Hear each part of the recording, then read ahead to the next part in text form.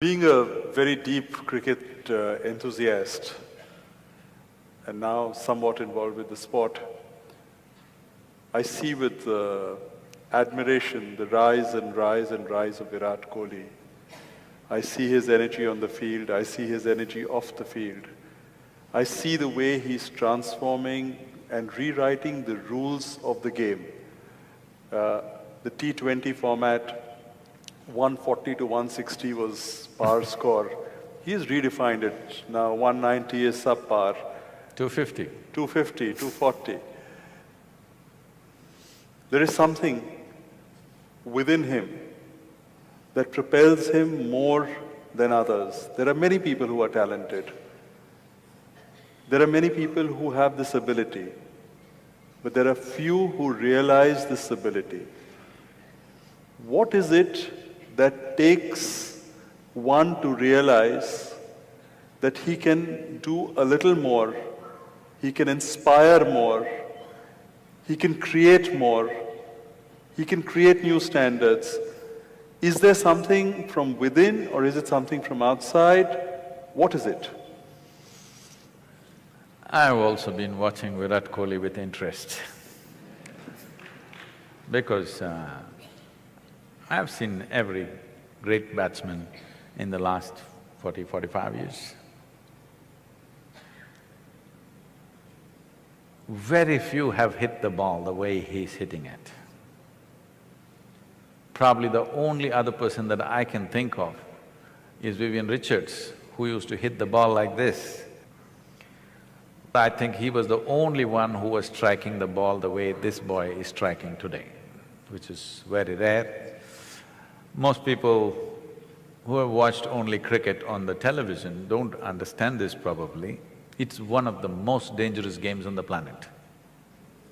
A hard ball is coming at you over 130, 140 kilometers per hour, and this is the only sport where the ball is pitched and it swings this way, that way, which gives you a fraction of a second to make your decision how to handle that ball. It's a very dangerous game.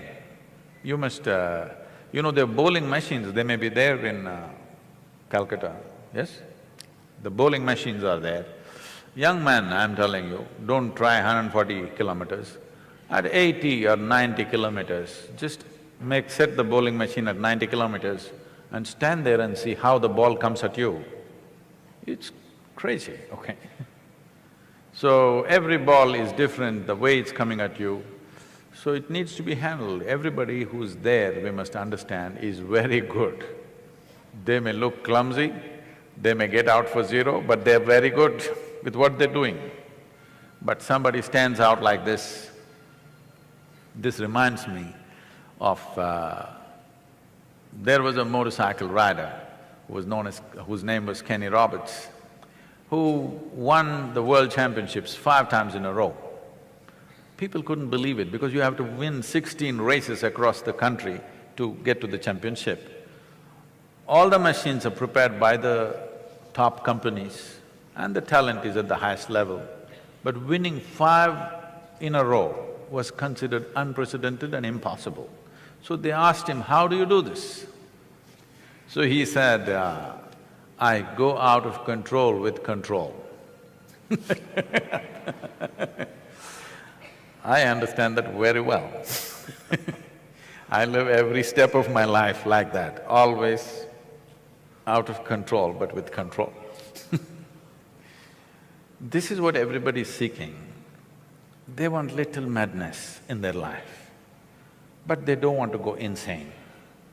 But their longing for safety and security makes them insulate themselves from that little madness. Then they wonder, what's happened to my life? It's become boring and no good. They try to step out, then they get hit by something. They again build walls around them.